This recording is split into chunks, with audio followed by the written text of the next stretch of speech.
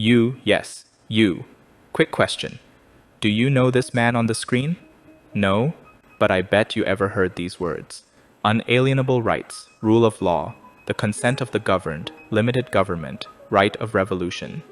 Yeah? You've ever heard these terms before? Nice, because this man is key to these ideas. This man is John Locke, one of the most important figures who laid down the foundation of the ideas I just showed you before, and that is classical liberalism. In this video, I'll show you how his personal experience shaped his idea on classical liberalism, his pursuit of empirical and scientific study, and his contributions to key ideas in the Age of Enlightenment.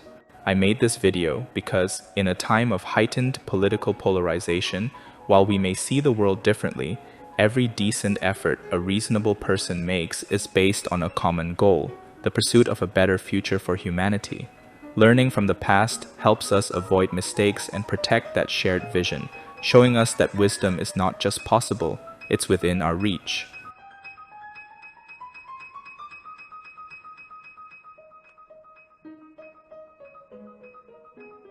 John Locke was born on August 29, 1632, in Rington, Somerset, England. At that time, politics in England were in a time of uncertainty and potential conflicts. Ever since the Reformation, England's rising middle class and some ambitious nobles started teaming up, demanding more political freedom and rights. As Protestants, they naturally distrusted the Catholic Church in England, which tried to promote a hierarchy system. When Charles I, who married a Roman Catholic, took the throne in a mostly Protestant England, the Protestants got nervous.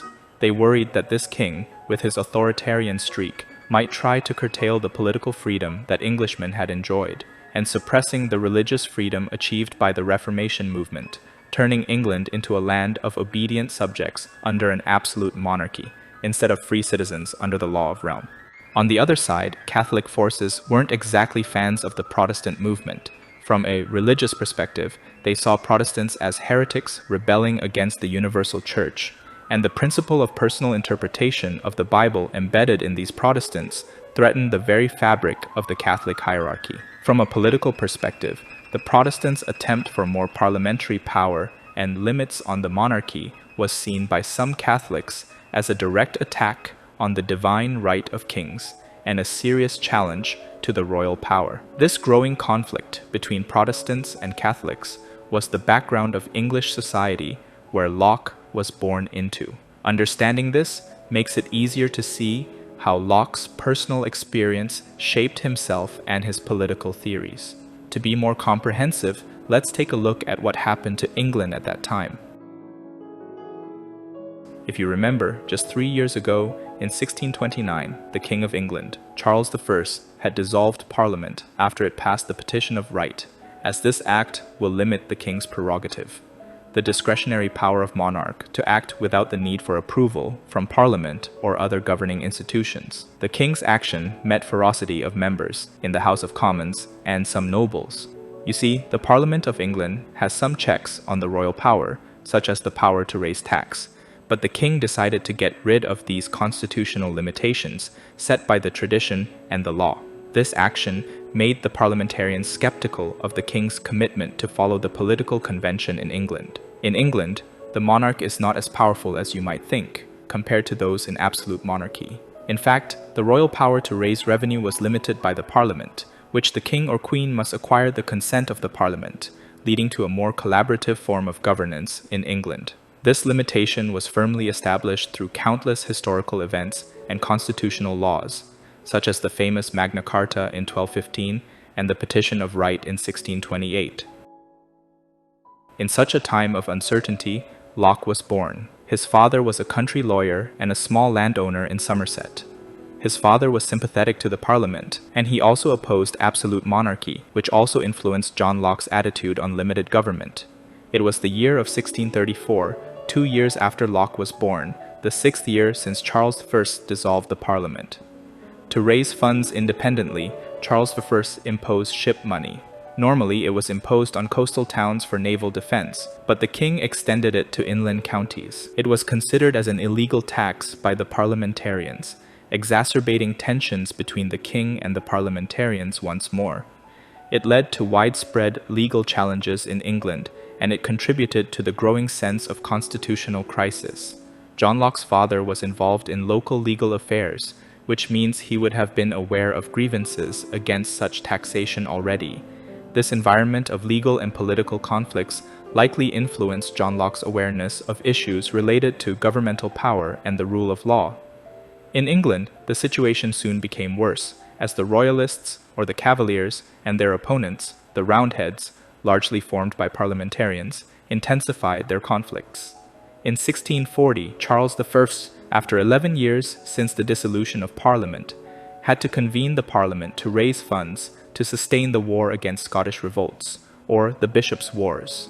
The Parliament, also named Long Parliament, however, accused Charles I of usurping parliamentary exclusive power to raise tax, neglecting parliamentary authority, and maintaining an 11-year personal rule without checks from Parliament, which corroded the very fabric of the English constitutional balance.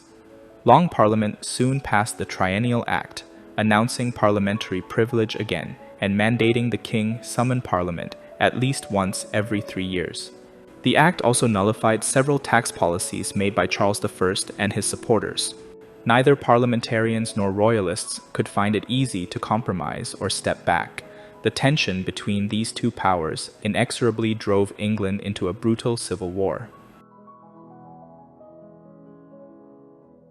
The English Civil War started in 1642, the year when Locke was only 10. The political instability and ideological conflicts in England in Locke's early years undoubtedly shaped Locke's views on government and the constitutional balance. According to the book of Maurice Cranston, John Locke, a biography, Cranston states that the atmosphere of political upheaval and the ideological battles of the time were not lost on the young Locke. He witnessed firsthand the consequences of arbitrary rule and the importance of constitutional limits on authority. During the English Civil War, Locke's father, John Locke Sr., joined the parliamentary army as a captain. John Locke Sr.'s choice had an important influence on the thoughts and life of John Locke. Exposed to parliamentary ideals, Locke grew up in an environment where limited monarchy and individual freedom were valued. It likely shaped Locke's own political philosophy in his later life. Furthermore, with the ultimate success the parliamentary army achieved, John Locke Sr. provided his son educational opportunities such as the chance to enter into Westminster School and Christ Church, Oxford, the most prestigious schools in England. His father's choice also helped John Locke establish a network of patrons and allies, such as Anthony Ashley Cooper, the first Earl of Shaftesbury, who brought John Locke into politics and the field of political philosophy. In 1647, it was the 6th year of the Civil War. The historical tumult and the unique atmosphere within his family imbued Locke's childhood with an extraordinary hue. Locke entered Westminster School, one of the most prestigious schools in England. In Westminster, Locke received a profound intellectual growth, thanks to the rigorous discipline required by headmaster Richard Busby. During his time, Westminster School heavily focused on classical education. Students were required to study Latin and Greek extensively, reading and translating texts from ancient authors such as Homer, Virgil, Cicero, and Seneca. This exposure was foundational in developing Locke's linguistic skills and his familiarity with classical literature and philosophy. The classical education Locke received at Westminster introduced him to the philosophical ideas of ancient thinkers.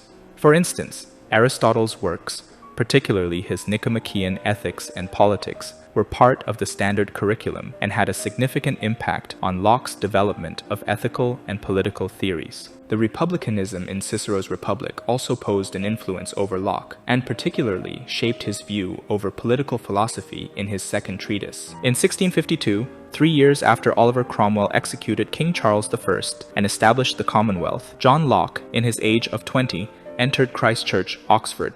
In Oxford, Locke was initially involved in the study of scholastic study, or the Aristotelian method, but later on, he was increasingly skeptical towards scholastic approach, which he found to be overly abstract and disconnected from empirical observation and practical application. Locke's own writings reflect his skepticism towards Aristotle's philosophy. In the essay Concerning Human Understanding, he He criticized Aristotle's philosophy on abstract categorization and innate ideas, advocating instead for empirical methods of inquiry. In Oxford, Locke was increasingly influenced by the experimental approach. Locke met John Wilkins, Cromwell's brother-in-law, who was an essential figure to the Royal Society, while studying at Christ Church, and was influenced by Wilkins' ideas, which contrasted with the traditional scholastic curriculum. Wilkins' emphasis on observation, experimentation, and the use of reason over dogma resonated with Locke and helped shape Locke's empiricism. Locke later became involved with the Royal Society, reflecting his alignment with the experimental philosophy that Wilkins championed. Back to John Locke. After 4 years in Oxford, Locke graduated with Bachelor of Arts in 1656 and a master's degree in 1658. After his graduation, Locke found the traditional curriculum unsatisfactory. He turned to medicine and experimental science as fields that offered more practical and empirical forms of knowledge. In 1660, there was a huge political shift happening in England. After Oliver Cromwell's death in 1658, his son, Richard, succeeded him as Lord Protector, but struggled to maintain control, leading to his resignation and the reinstatement of the Rump Parliament. The army, disillusioned with Richard's leadership, played a crucial role in this power shift. General George Monk marched his troops to London in early 1660, using his influence to stabilize the situation and negotiate the monarchy's return. In April 1660, Charles II issued the Declaration of Breda, promising pardon and religious toleration, which helped secure support for his return. The Convention Parliament subsequently voted to restore the monarchy, ending the interregnum. The Civil War affected Locke's political thoughts eternally. In Richard Ashcraft's Revolutionary Politics and Locke's two treatises of government, Ashcraft states that the English Civil War provided Locke with a powerful example of the dangers of absolute monarchy and the necessity of limiting political power to protect individual rights. After the restoration of monarchy, Locke began studying medicine more seriously in the early 1660s. He attended lectures by leading physicians and engaged in medical practice and research. John Locke and Dr. David Thomas, a physician and chemist, collaborated in the mid-1660s during Locke's tenure at Christ Church, Oxford, where he was also involved in studying and teaching. They established a laboratory at Oxford where they conducted various experiments related to chemistry and medicine. In 1666, Locke studied under Thomas Sydenham, a renowned physician known as the English Hippocrates. Locke was convinced by Sydenham's methods and theories about treating diseases based on careful observation and empirical evidence. In 1666, Anthony Ashley Cooper, as known as Lord Ashley, one of the richest men in England, came to Oxford for medical advice for his liver abscess. Locke was brought by Dr. David Thomas to Ashley for his medical consultation. As a result of their consultation, Ashley invited Locke to move to London as his physician. While Locke moved to London with Ashley in 1668, living in Ashley's Exeter house, Locke organized a successful medical operation, and therefore he saved Ashley's life. Since then, Locke not only became Ashley's physician, but also became his important friend. Lord Ashley, later on known as Lord Shaftesbury, may be one of the several persons who changed the life of Locke, as Ashley brought Locke into political affairs. Lord Ashley persuaded Charles II to establish the Board of Trade and Plantations, aiming to make England prosper through increasing trade and development of English colonies. Locke, as the secretary of the board, collected global information on trade and colonies for the English government. Locke was also the secretary to the Lords Proprietors of the Carolinas. Here let me explain it for a little bit. In late 17th century, the colony of the Carolinas was characterized by a mix of political instability, diverse settlers, and emerging agricultural economies. And Lords Proprietors of the Carolinas were 8 English nobles granted control of the Carolina territory by King Charles II in 1663. Working as the secretary, Locke was involved in establishing the fundamental constitutions of Carolina. While the fundamental constitution did promote liberal views on some aspects, such as religious tolerance in Section 109, the fundamental constitutions of Carolina contain some extremely harsh and unsettling provisions, revealing that it simultaneously opened the gates of hell for a wretched portion of humanity. This document underscores the brutality of slavery and the miserable life of the enslaved, casting a somber and grievous shadow over their plight. Section 110 stated as, "Every freeman of Carolina shall have absolute power and authority over his Negro slaves, of what opinion or religion soever." There's a debate over the actual originator of the provision of the fundamental constitutions. Colleton, a Barbados planter and one of the proprietors who owned slaves and was the actual originator of California Project, likely proposed this clause to reassure slave owners about maintaining control over slaves when moving to the Carolinas. At that time, Barbados was overcrowded, and one of the several purposes to establish the colony of Carolinas is to provide a piece of land for slave owners to emigrate from Barbados to Carolinas with their slaves. Including this provision can ensure the same power of control of slave owners over their slaves. However, Locke would find himself being involved into the controversy as well, since several modern scholars, such as David Armitage, have shown that Locke was involved in the amendment process of the fundamental constitutions of Carolina up to the late 1680s, yet the provision granting absolute power over Negro slaves remained intact. This suggests a level of acceptance, or at least a lack of opposition to the institution of slavery by Locke. For this reason, Sir Leslie Stephen, a noted biographer and critic, accused Locke of personal racism due to his involvement in drafting the fundamental constitutions of Carolina and the inclusion of the pro-slavery clause. In his work, Stephen states, Locke's part in the drafting of the Carolina Constitution, particularly the clauses regarding slavery, can be seen as an indelible stain on his legacy, pointing to a tacit acceptance, if not outright endorsement, of the institution of slavery. Apart from the fundamental constitution of the Carolinas, Locke was also involved in economic and public policy. Locke wrote papers for Lord Ashley on economic matters and successfully solved the coinage crisis for Lord Ashley. After the restoration of monarchy in 1660 as the Protectorate collapsed, Lord Shaftesbury was originally a strong supporter of King Charles II. However, gaps in political opinions, especially on the issue of the influence of Roman Catholics in succession and the power of the monarch, deepened the rift between them, eventually leading to the disastrous fate for Lord Shaftesbury. In 1673, James, the Duke of York, was considered as a favorable heir to the throne by Charles II. However, James refused to take the oath required by the Test Act and revealed his Catholic faith, raising fears of a Catholic monarchy. Shaftesbury highlighted the dangers of arbitrary government and Catholic influence, expressing concerns about the potential for England to emulate France's absolutist Catholic regime, destroying the rule of law and liberty in England. Since Charles II firmly supported James to be the heir, Lord Shaftesbury was forced to leave the Privy Council in 1673 and was imprisoned in 1676, despite being acquitted by the grand jury later on. John Locke remained closely associated with Shaftesbury and continued to support his political activities. After Shaftesbury left the government, Locke returned to Oxford, obtained a Bachelor of Medicine, and a license to practice medicine in 1674. He also spent time in Calais, Paris, Lyon, and Montpellier, learning about Protestantism and benefiting from religious toleration under the Edict of Nantes from 1675 to 1679. What changed Locke's life happened in 1678.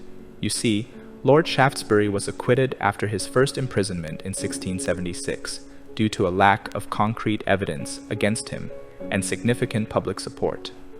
And in the following year, despite the political turmoil, the Habeas Corpus Act was passed by the Parliament, ensuring the right to challenge unlawful detention, which had lasting implications for the British and American legal systems.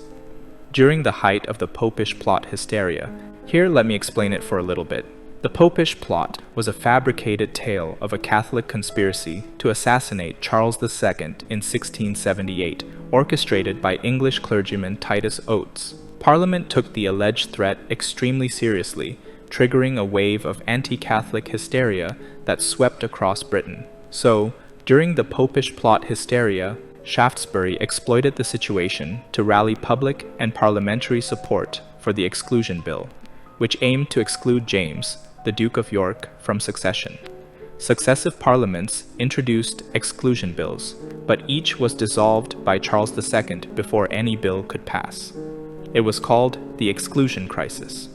According to Cranston, Locke did not distance himself from Shaftesbury. Instead, he doubled down on their shared political principles, working tirelessly to support Shaftesbury's efforts to exclude James from the throne. Although not directly responsible for fabricating the plot, Lord Shaftesbury used it to his political advantage. Shaftesbury was charged with treason, but was acquitted by a London grand jury, largely composed of his supporters, in November 1681.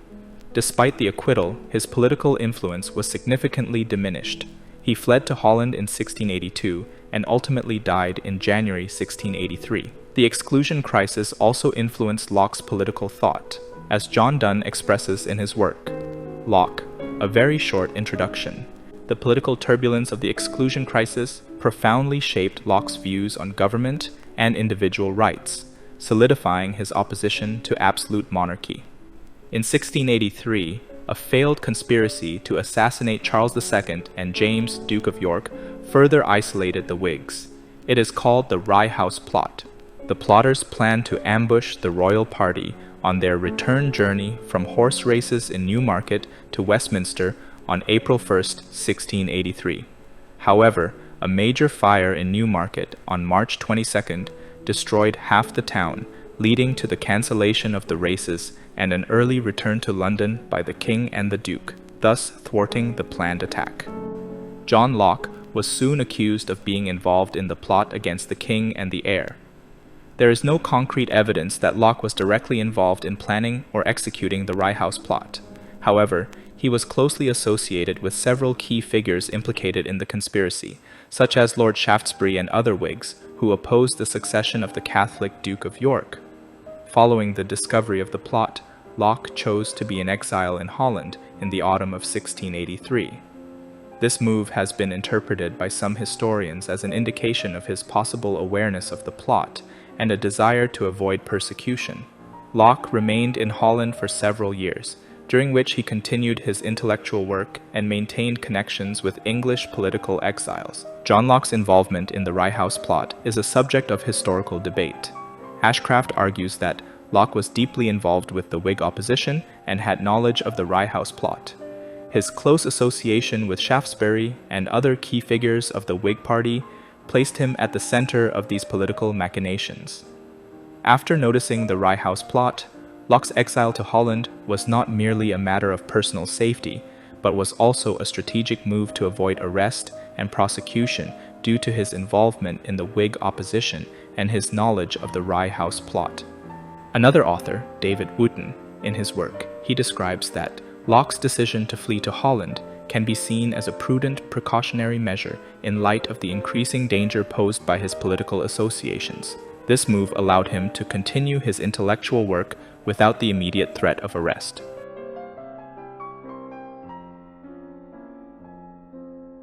During his exile in Holland, Locke completed an essay concerning human understanding and published an advance notice in French.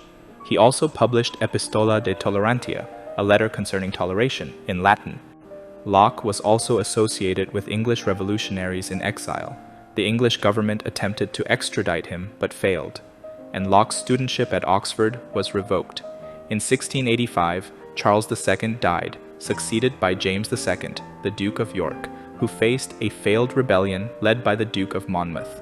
In 1688, the rebellion achieved success ultimately, and William of Orange was invited to England with his army in 1688, prompting widespread support as he advanced toward London. Facing desertions in his ranks, and realizing he lacked the necessary support to retain power, James II fled to France, effectively abdicating the throne.